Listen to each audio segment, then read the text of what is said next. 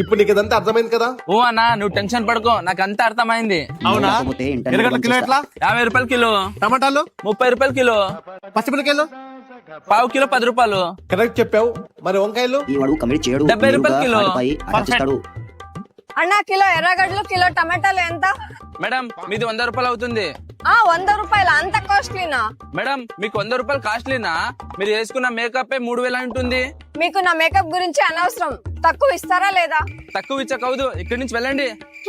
అన్న అమ్మాయి మేకప్ గురించి ఏం అడగదు, అడిగితే గొడవ ఖాయం. ఏంట్రా ఎదవా కస్టమర్స్ ఇలాగైనా మాట్లాడేది? అరే అన్నా ఎందుకు కొడుతున్నారు అతన్ని? మేడం మీరు ఊరుకో ఉండండి. ఇంత అందమైన అమ్మాయి మన అంగడికి వస్తే ఖాళీ చేతులతో పంపిస్తావా? అమ్మాయి మాటలకు ఇంప్రెస్ అయితే పని అయిపోయినట్టే. వీడు ఎంత చెప్పండి మీకు? కేజీ ఎర్రగడ్డ కేజీ టమాటో అడిగితే 100 రూపాయలు చెప్పండి నాకు. నువ్వు తీరా.